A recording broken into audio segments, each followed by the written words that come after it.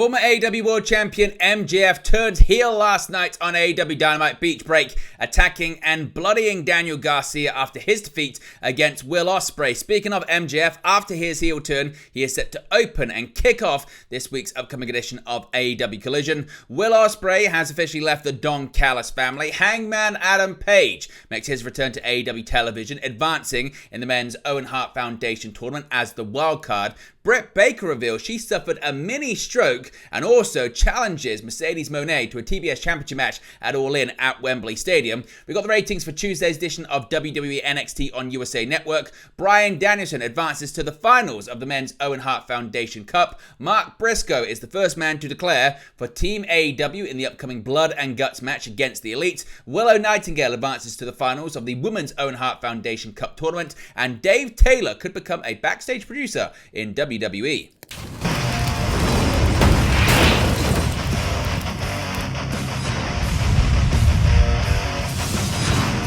Hey guys, welcome back to Wrestling News 365. Hope everyone is doing very well. As always, plenty of news stories to get into in the world of professional wrestling. Let's start off talking about MJF. Turning heel, turning back to the dark side once more. MJF has returned to the side of heels in All Elite Wrestling. 12 months ago, Maxwell Jacob Friedman was a firm fan favourite, thanks to his entertaining vignettes alongside Adam Cole, which led to the two best friends facing off in the main event of the inaugural AEW All-In pay-per-view at Wembley Stadium. While Friedman retained the title and the duo remained friends, Cole would be off TV and sidelined with an injury at Dynamite Grand Slam. Friedman remained the top babyface for the rest of the year until he was also sidelined with an injury after dropping the World Championship to Samoa Joe at the World's End pay-per-view, and it being revealed shortly afterwards that Cole was the man behind the devil mask. Now, returning at Double or Nothing to a thunderous ovation, MJF picked up where he left off and took out Cole to tie up the loose ends when it comes to that feud. While the former world champion continued to play the babyface, fans knew that it wouldn't be long and the inevitable would eventually happen. On the July 3rd Dynamite Beach Break special, MJF reverted to his more vicious and heelish tendencies. The main event of the show saw Daniel Garcia challenge Will Ospreay for the International Championship with MJF in the corner of Garcia. Despite a valiant effort, Garcia was unable to win the International Championship and sat in the corner dejected as Ospreay acknowledged the worthy challenger.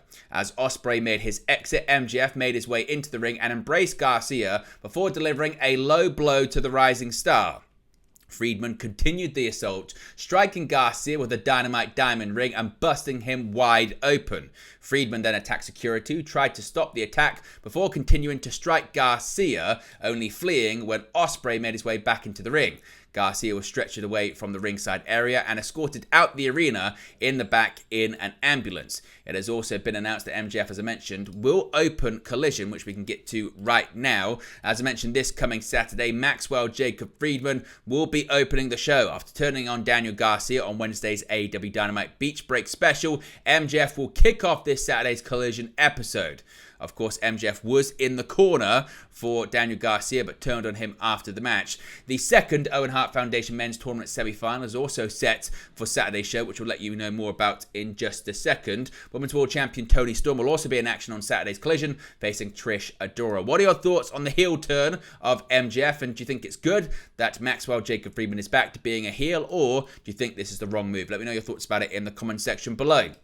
Will Ospreay, he is seemingly out of the Don CIS family. On the back of his Forbidden Door loss against Swerve Strickland, Will Ospreay had a backstage interview with Renee Paquette last night when they were interrupted. Being joined by Don CIS, Ospreay noted that he appreciated all of the opportunities that CIS was able to secure for him, but now he knows it is time to separate. Interestingly, Don CIS was supportive of Ospreay's decision, but did give a somewhat ominous embrace and noted that he would do Will this favour, saying he would call in a favour from Ospreay another time.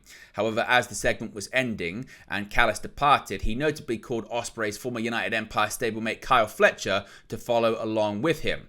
Ospreay and Fletcher exchange glances as Will seems to really be on his own for the first time since joining All Elite Wrestling. Now he is back. Yes, Hangman Adam Page has returned to All Elite Wrestling television. Hangman Adam Page made a return on AEW Dynamite Beach Break on Wednesday with a look on his face that he meant business, and now he's one step closer to getting his hands on longtime rival AEW World Champion Swerve Strickland after defeating Jeff Jarrett as the wildcard entrant into the Owen Hart Foundation Cup tournament. Page moves on to face Jay White in Memphis on AEW Collision on Saturday, and the winner will advance to face off against Brian Danielson on Dynamite next week.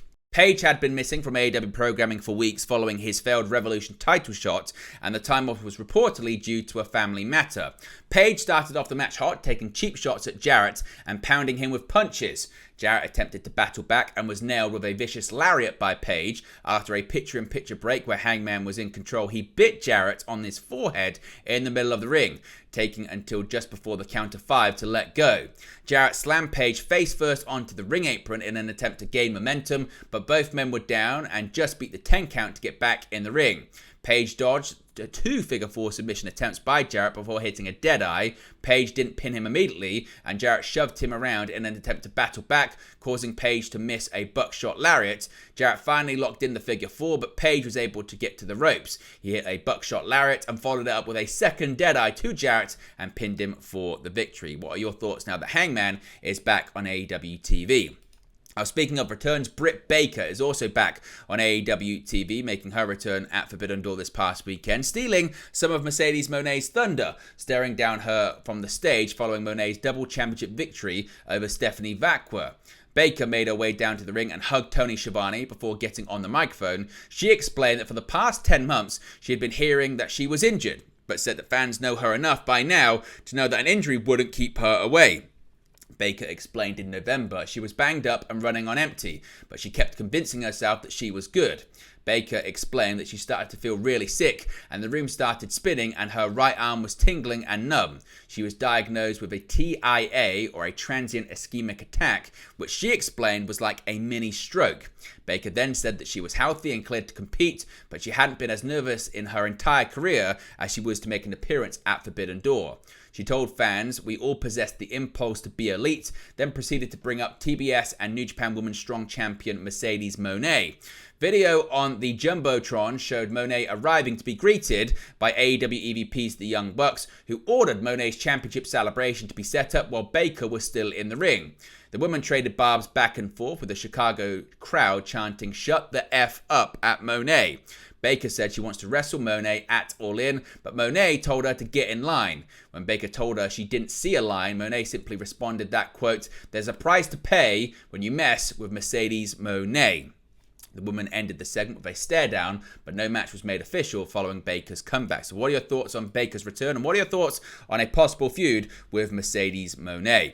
Now we have the ratings for WWE NXT this past Tuesday on USA Network, and the July 2nd edition of NXT saw a massive decline in overall viewership and ratings compared to the previous weeks. WrestleNomics has reported the show registered an overall viewership of 542,000 viewers. This represents an 11% decline from the June 25 edition of NXT, which raked in 611,000 viewers. This past week's NXT had the lowest overall viewership since the July 4th, 2023 edition of the show 1 year ago today. WWE's developmental brand saw a sharper decline in the key demographic as they drew a 0.15 rating compared to last week's 0.17 rating, a 17% drop. This was the lowest rating since the April 30 edition of the show. Now, NXT was on a roll in terms of viewership over the last few weeks, had a few weeks ago crossed the 700,000 viewership barrier a few times. This week's show overall viewership has dropped by 23% when comparing the average from the previous 4 weeks, while the key demographic for the same metric declined by a bigger 32%. When comparing the viewership numbers for the same period last year, the July 2nd edition has shown a decline as 657,000 viewers had tuned in for the show last July. Now, when it comes to the quarter-hour ratings, ratings. These come courtesy of WrestleNomics, so shout out to them and be sure to subscribe to their Patreon service. This week's NXT was the go-home show for NXT Heatwave, which will be held on July 7 at the Scotiabank Arena in Toronto, Ontario, Canada. Tuesday's show closed with the contract signing for the NXT Championship match between Trick Williams, Ethan Page, Javon Evans, and Sean Spears at Heatwave. The show also saw Lola Vice and Roxanne Perez put the final touches to their feud before their contest this Sunday as well. What are your thoughts when it comes to the ratings for NXT? Let me know your thoughts about that too in the comment section below. Now, Bryan Danielson, he has advanced to the men's Owen Hart Foundation Tournament Final. Bryan Danielson may have just wrestled an intense match at Forbidden Door with a victory over Shingo Takagi on Sunday, but he's headed to Calgary, Alberta, Canada next week in the finals of the Owen Hart Foundation Tournament. Danielson defeated Pac in the tournament semi-finals in the opening match of Dynamite Beach Break. The American Dragon will now go on to face the winner of the wildcard opponent, of course that being Hangman Adam Page versus Jay White. The winner of the match will go on to face Swerve Strickland at All In at Wembley Stadium on August 25 for the gold. Pac dominated Danielson throughout a commercial break, but Danielson was able to get his opponent on the ropes to deliver his signature kicks before Pac dodged the final blow and slid into the ring. Danielson went for a slide of his own, but Pac dodged that too, but the American Dragon was able to connect with a running knee strike. Pac hit an elbow drop off the ring barricade as well as off the top rope when he got Danielson back in the ring. He hit a superplex to Danielson, but he kicked out. Pac went for a black arrow, but Danielson was able to dodge that. Danielson hyped himself up in the corner and hit up a psycho knee. He locked in the label lock, but Pac countered with a pin. Danielson countered the pin with one of his own, and he got the 3 count for the victory. After the match, Danielson was checked out by the medical staff in a fashion similar to his quarterfinal bout with Takagi. What are your thoughts when it comes to how this Owen Hart Foundation tournament is going to play out on the men's side? Let me know your thoughts about that too. Now, Mark Brisco, he is headed to Blood and Guts. On this week's Dynamite Beach Break, current Ring of Honor World Champion Mark Brisco announced that he will be one of the 5 members of Team AEW for the upcoming Blood and Guts bout. The Blood and Guts television special will be held on July 24, where Team AEW will face the Elite in a Blood and Guts match. Brisco on Wednesday stated that he's not scared of anything, but is worried about Shark Week and Blood and Guts. During his promo, he took a shot at new TNT champion Jack Perry, calling him lucky for winning the ladder match at Forbidden Door. Brisco was attacked by the Elite on Dynamite eventually, but was saved by Kyle O'Reilly, the Acclaimed, and Billy Gunn. The Young Bucks, Perry, and Kazuchika Okada, and an unnamed AEW star will be part of Team The Elite, with Brisco the only man so far confirmed for Team AEW. Brisco has teamed with O'Reilly over the last few weeks on AEW TV, which perhaps indicates that the former WWE star could possibly be a part of Team AEW. The Acclaimed have also been in a feud with the Elite and have some unfinished business with them, which makes storyline sense for them to be a part of Team AEW as well. Last year's Blood and Guts match saw the Golden Elite, the team of the Young Bucks, Kenny Omega, Kota Ibushi, and Hangman Adam Page, defeat Pac, Konosuke Takeshita, and the Blackpool Combat Club's Wheeler Yuta, Jon Moxley, and Claudio Castagnoli in the Blood and Guts match. Now, continuing with Beach Break, we have one half of the finals of the Women's Owen Hart Foundation tournament. Willow Nightingale defeated Chris Statlander on Dynamite on Wednesday to advance to the finals of the Owen Hart Cup next week in Calgary, Alberta, Canada. The former TBS champion defeated her ex-best friend on her mission to become a 2-time back-to-back winner of the Owen. Nightingale will face the winner of Hikaru Shida and Mariah May, a match that will take place Friday night on AEW Rampage. The winner will go on to face the AEW Women's World Champion, Timeless Toni Storm, at AEW All In at Wembley Stadium on August 25. Statlander, who turned her back on Nightingale after she lost the TBS Championship to Mercedes Moné at Double or Nothing, tried to get a jump on Nightingale, charging up the ramp before the bell even rang.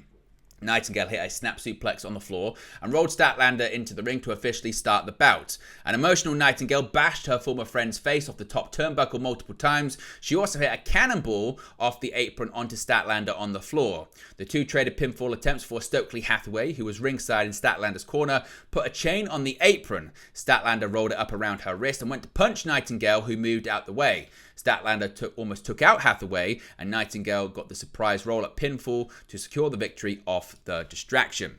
And finally, some WWE news here, as Dave Taylor could be set for a return to WWE. Now, despite many outgoings from WWE recently, it sounds like there could be a former star traveling in the opposite direction and heading back in. As reported of Mike Johnson of PW Insider, there has been talk of Dave Taylor being backstage at recent WWE shows, including NXT and even SmackDown. While not yet confirmed, it appears appears he could be in for some kind of producer tryout or something similar. Johnson's comments on PW Insider Elite, including a word of warning that it's not 100% certain that Taylor is back in WWE, were as follows, quote, "A very interesting name has been popping up of late. I'm told that British star David Taylor, who of course worked for World Championship Wrestling and then later was Drew McIntyre's first partner in WWE, is back with the company. He's been seen in some fashion at some WWE NXT tapings and at the Performance Center. I'm also told he's been at some SmackDowns on the road. One person told me they believe he might be getting a tryout as a producer. However, I have not seen him listed as a producer on any sort of list that we get about who's working behind the scenes on the show. So it could be that he's kind of feeling out the process. I do want to caution this. Some people have told me they've seen him and some people have told me they haven't seen him at all. And it's people who are at the same shows. So I'm not sure what's going on there, but that's one to continue to follow as we go further into the summer. But it appears that Dave Taylor is back in some way, shape or form with the company.